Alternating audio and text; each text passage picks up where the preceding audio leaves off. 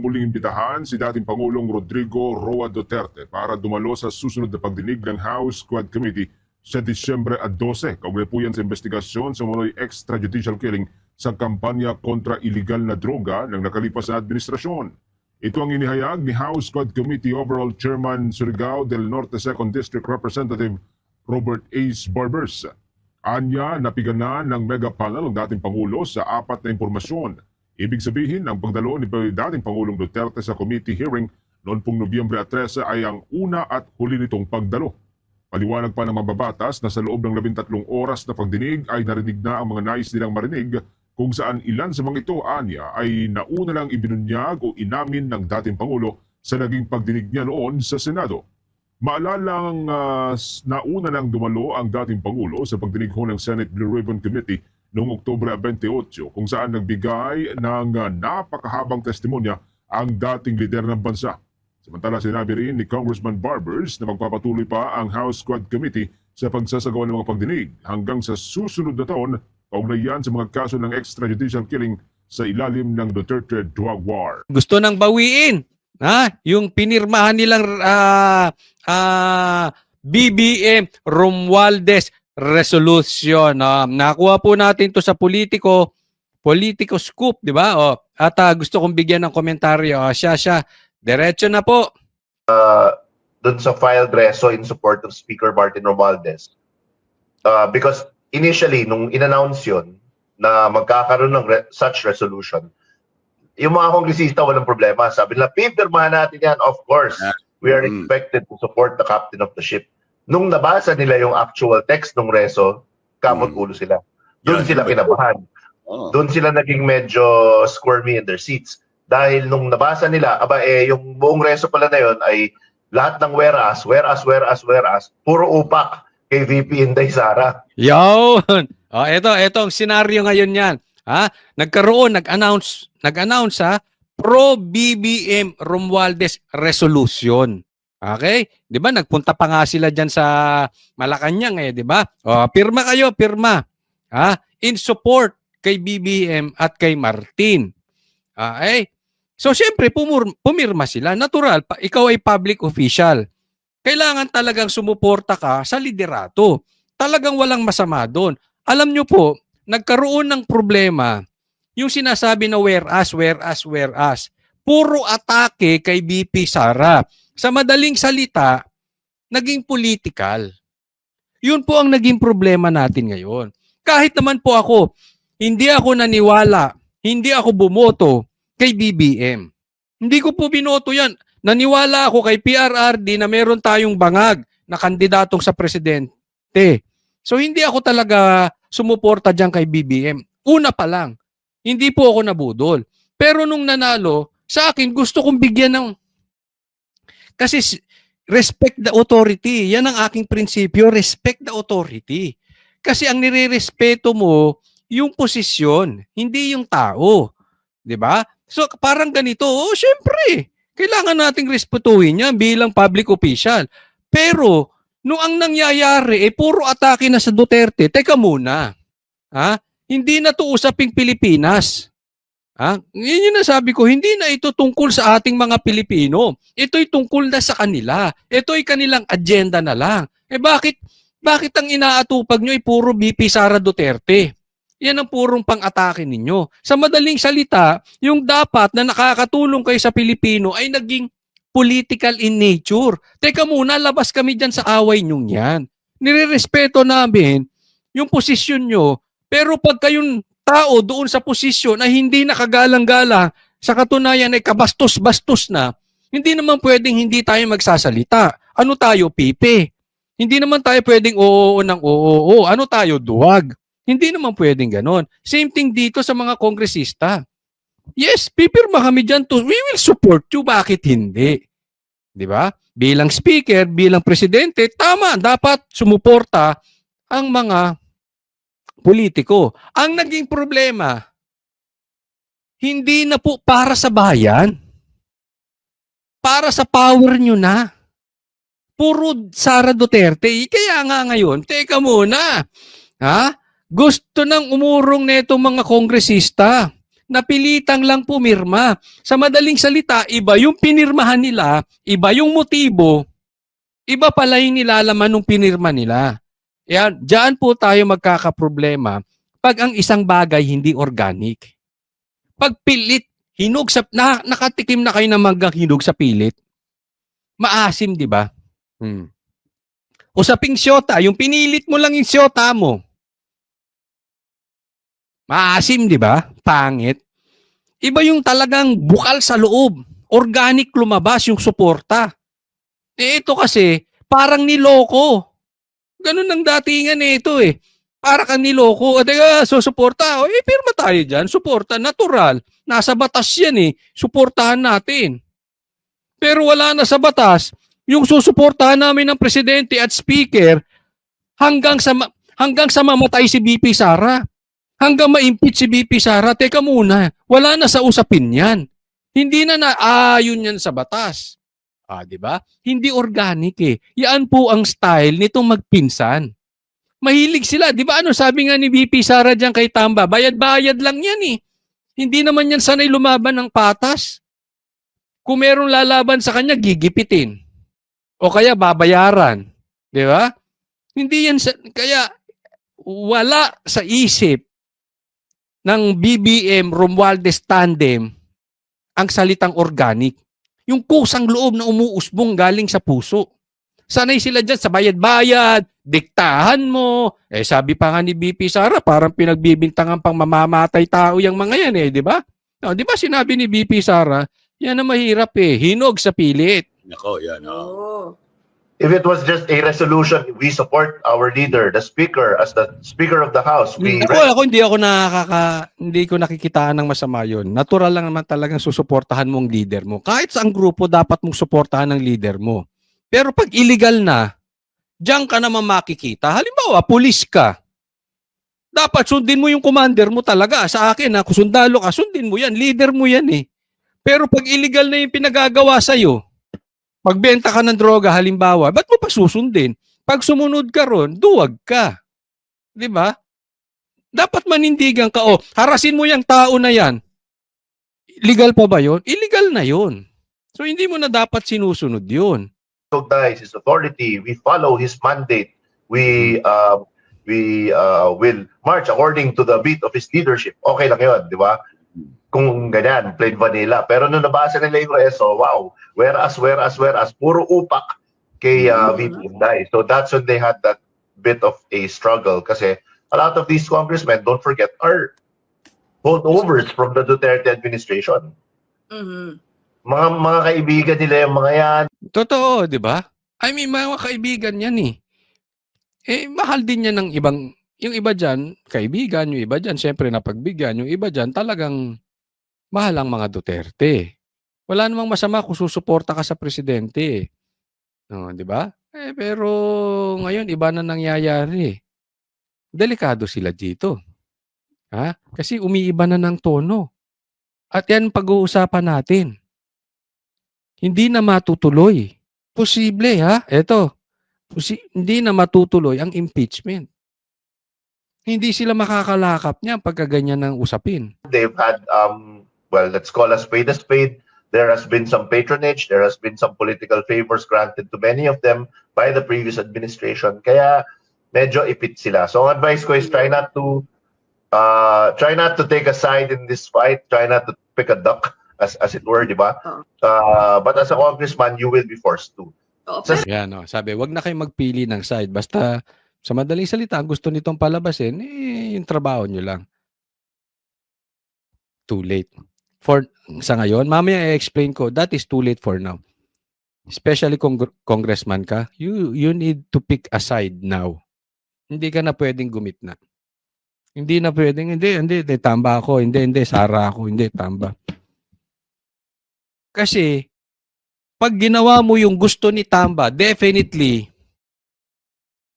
babanatan mo si Sara. Di ba? Definitely. So hindi ka naman pwedeng pumili na nasa gitna. Hindi, ito, pwede ko naman suportahan si BBM. Suportahan ko si Tamba. Suportahan ko si Sara. Tapos trabaho lang tayo para sa Pilipinas. Pwedeng ganun Kaya lang iba na sitwasyon ngayon. Hindi na uubra yan. Pag pinili mo si Tamba, you are forced.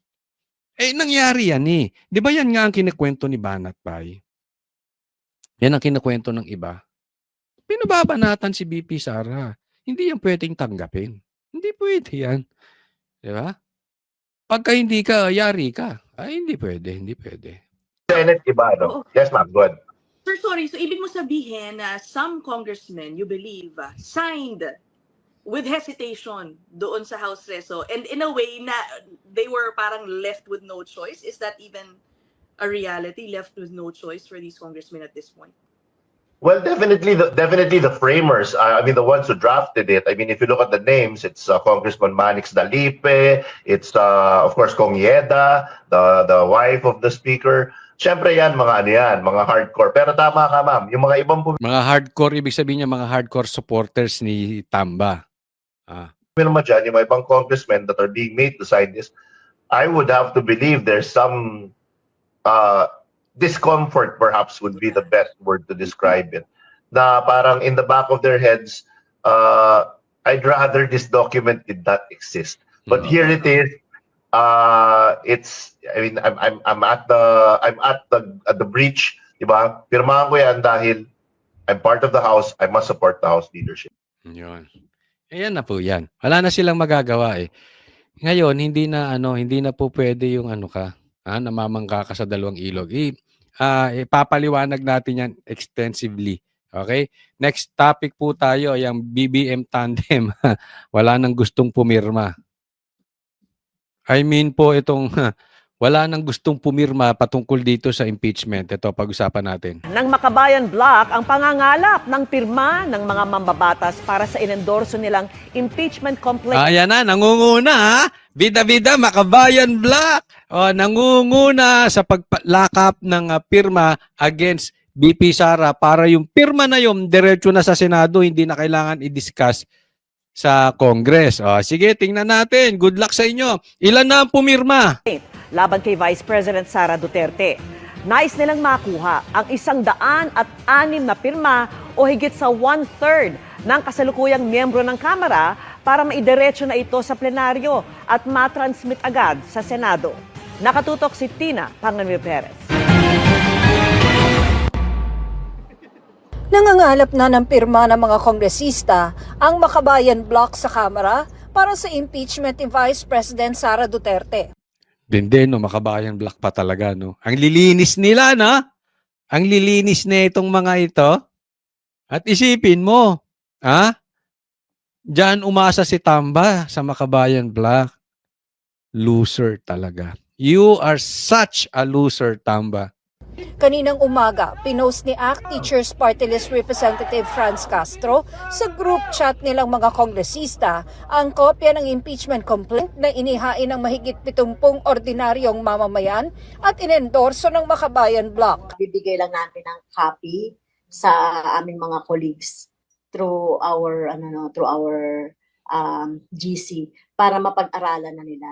And then on Monday no, kung nabasa na nila at sila ay sang-ayon na at gusto nila mag-endorse, so pirma na sila doon. Yan. Sa Monday, abangan natin ha. Sa Monday, pirma na. Okay? Nanliligaw na ito. Nanliligaw. Ang tanong, meron na bang pumirma? Meron na bang gustong pumirma? Doon sa ibigay naming form. 106 ang target ng Makabayan Bloc na makalap na pirma o 1/3 ng orihinal na bilang ng mga miyembro ng 19th Congress. Pag nakuha nila yung 106 o 103, it's about technicalities na lang kasi yan dahil may mga natanggal, may namatay na, no? So, in any case, 106 or 103, dediretso na po yan sa Senado. Pero ayon kay House Secretary General Reginald Velasco, 103 lang ang kailangan dahil 307 na lang ang kabuuang bilang ng mga kongresista dahil meron ng mga pumanaw o natanggal na kongresista o nagbitiw dahil itinalaga sa gabinete. 106 para hindi ma-technical. Oo. Kasi 'di ba, parang kapag sinabi nila na hindi kasama pa rin sa role itong mga namatay or ganito or ganyan, at least we have a sure number of Ako sa akin lang, sana wag tayong pasukin ng komunista. Hindi, wala naman tayong pinagbibintangan. Sana lang wag tayong pasukin. Sana lang. Sana. Kasi democratic country tayo, kaya nga Pilipinas eh, di ba? Demokrasya tayo. Oo. Kayo ba? Gusto nyo bang pasukin tayo ng komunista? Hindi, nagtatanong lang ha. Kasi, ang sabi ni Greco Bellica, na-discuss ko nga yan kahapon, sabi niya, kayo daw, komunista. Di ba? Oh. Sana lang, sa akin, hindi sa pagbibintang. Okay? Totoo man o hindi sinasabi ni Greco, sana wag tayong pasukin ng komunista, no? Sumunod tayo sa batas, no? Oo. 106 kapag tinotal. Ma'am, meron na po ba so far as of today na nagsabi sa inyo na pipirma sila? Meron na bang nagsabi sa inyo as of today na pipirma sila? Ulit. Wala pa. Oras Ulit. na pipirma sila? Ay, ganda pakinggan eh. Na nagsabi sa inyo na pipirma sila? Wala pa. Sabay-sabay natin pagtawanan nitong nanay na ito. Tong ale na ito. As of today, meron na ba nagsabi sa inyo na sila ay pipirma? Meron na ba? Wala pa. Kawawa talaga. Pero ako, naniniwala pa rin ako. In the end, makakakuha yan ng pirma. Alam naman natin ang galawan dyan sa kamera. Di ba? That is public knowledge. Kayo ba? Hindi nyo pa ba alam kung anong galawan dyan sa kamera? Sus, wag nga. Pag ginapang ni Tamba yan, sunuran na yung mga yan. Pirma kayo, pirma. 103, 106, that is only 1/3 of the congressman. So sa bawat tatlo, isa lang ang pumirma na congressman, pasado na yan. Sa party list na lang eh. 'Di ba? Yung mga party list kaya nilang utuin ni Tamba yan. Nakita mo naman ngayon. Karamihan ng mga bata niya party list. Ito si Tamba, 'di ba? Pero kawawa lang talaga, no? Kasi kung hindi talaga ito mauuwi sa gapangan, ang usapan ay organic, wala. Kasi tatandaan po natin mag-e-eleksyon. At lahat yan tatakbo kasi 3 years lang ang term ng congressman. So lahat yan, or karamihan sa kanila tatakbo ulit congressman or party list para sila ay maging congressman ulit. Or siguro yung iba dyan, lilipat mayor, governor, we don't know. Pero karamihan dyan tatakbo ulit. Okay? So, delikado sila. Kaya nga po tayo, magtulong-tulong tayo. Just in case, matuloy ang impeachment, gagawa tayo ng listahan kung sino yung pumirma for impeachment. And then, saka natin saliksikin yung background nila. Maayos ba to na congressman? Di ba? Tapos ilagay natin doon, saan siya, saang lugar siya, party list ba siya, congressman, anong distrito siya, para sa ganun, maikalat natin, ito yung congressman nyo, ito yung congresswoman nyo, ito yung party list ninyo na kumalaban sa Duterte, na sinisilip yung 125 million na confidential funds, samantalang hindi nila kayang silipin yung flood control na billion ni Marcos. Ilalabas natin yan. So, siyempre, kung ikaw kongresista, matatakot ka. Bakit? Dahil alam mo, ang pagmamahal ng Pilipino kay PRRD, kay Duterte, at kay VP Sara, organic. Hindi hinog sa pilit. Etong mga ito, yung nagmamahal dito sa mga kongresista na ito, ayuda. Galing sa ayuda. Nagigets nyo? Kaya naman, ano bang nagawa ni Tamba? Aside from ayuda, nada. Di ba? Ito, ano bang nagawa na ito? Hello? Convicted nga ito eh. Tama or tamang-tama.